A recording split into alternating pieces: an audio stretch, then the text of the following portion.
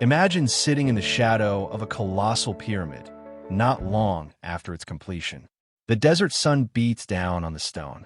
The year is around 2400 BC in ancient Kemet, what we now call Egypt. An old man sits with a papyrus scroll. He is Ptahhotep, the vizier to the pharaoh. He holds immense power, wealth, and status. Yet, as he feels the weight of his advancing years, he does not write about how to conquer enemies or hoard gold.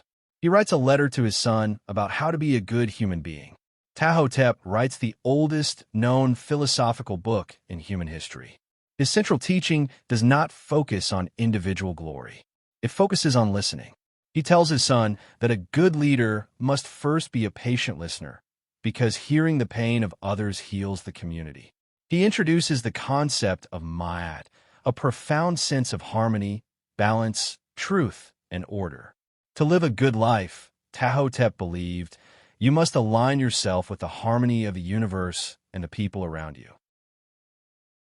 We often think of philosophy as something that started in Greece, with men in togas arguing in the public square.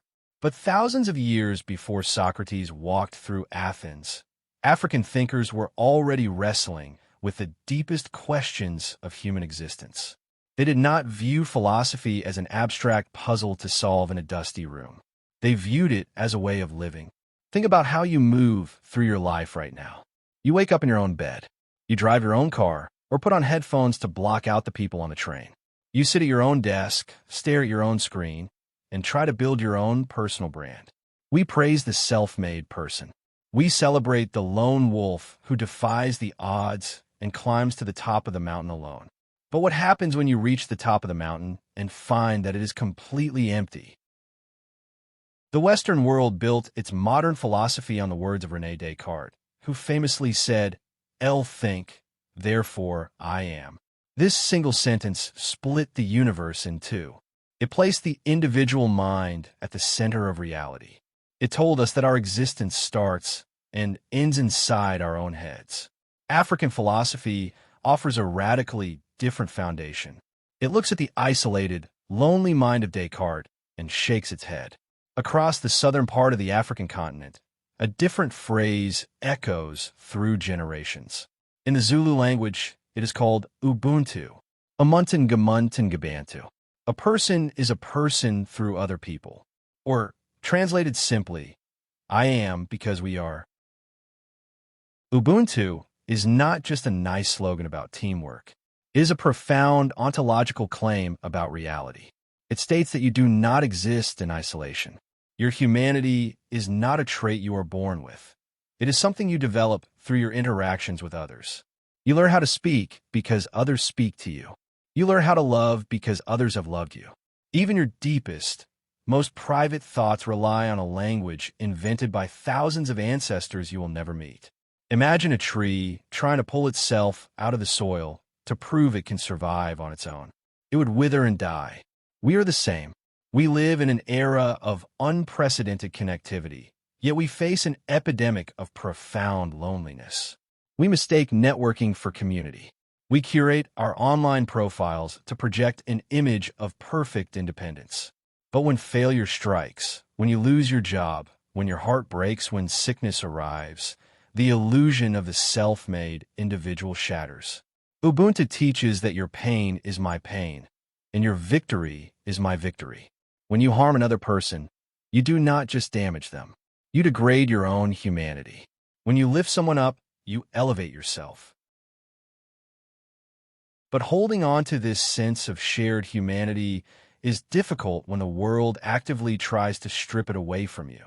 In the 1930s, a young poet and philosopher named Léopold Sédar Senghor found himself studying in Paris. He looked around and saw a Western society that valued cold, mechanical logic above all else. He also saw a world that systematically devalued African culture, treating it as primitive or backward. Senghor, along with M. Césaire and others, developed the philosophy of negritude. Negritude was a powerful intellectual rebellion. It was the reclamation of Black identity and African cultural values in a world that tried to erase them.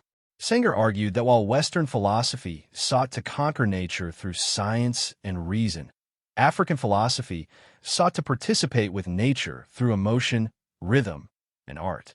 He wrote that the African approach to reality is not about standing apart from the world and analyzing it like a dead object under a microscope. It is about feeling the life force within it. Consider how you interact with music.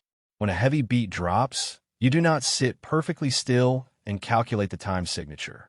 Your foot taps, your head nods, your body moves before your conscious mind even registers the decision.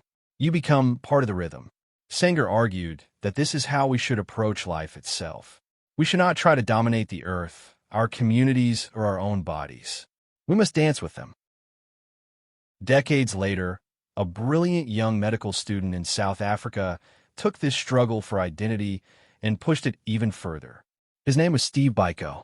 Living under the brutal, dehumanizing system of apartheid, Biko realized something terrifying. The most powerful weapon in the hands of the oppressor is the mind of the oppressed. If you can make a person believe they are inferior, you do not need to build walls to keep them contained. They will build the walls themselves. Biko developed the philosophy of Black consciousness. This was a form of African humanism focused entirely on psychological liberation. He saw that true freedom does not start with changing laws. It starts with changing how you view yourself. Biko urged his people to look inward, to reject the toxic narratives fed to them by a racist society, and to rediscover their inherent worth. Think about the narratives you accept about your own life. Who told you that you are not smart enough? Who told you that your worth is tied to your productivity, your weight, or your bank account? We internalize the judgments of our society so deeply that we start to believe they are our own thoughts. Biko's philosophy challenges you to wake up. It demands that you take back the pen and write your own story. Let's place these philosophies side by side with a modern condition. Western individualism looks at a shattered community and says, protect yourself and build your own fortress. Ubuntu looks at the shattered community and says, we must rebuild it together because outside the community, I cease to exist. Western logic looks at nature and says, how can we extract value from this? Negritude looks at nature and says, how can we move in harmony with this rhythm? Western psychology looks at self-doubt and says, optimize your habits to perform better. African humanism looks at self-doubt and says, liberate your mind from the systems that told you to doubt yourself in the first place. This brings us to a deep and unsettling paradox. What does it mean to truly belong? If you're defined entirely by your community, as Ubuntu suggests, what happens when the community is wrong? What happens when the group demands conformity and your personal truth puts you at odds with the people around you? This is the tension of human existence. We desperately need each other to survive, to learn, and to grow. Yet, we must also protect the inner sanctuary of our own minds, as Biko taught. We must find the balance between belonging to the group and maintaining the integrity of the self. We must learn to be a distinct note that still serves the harmony of the entire song. Ptahhotep understood this thousands of years ago. He told his son to listen to the ignorant just as closely as the wise. He knew that harmony does not mean everyone singing the exact same pitch.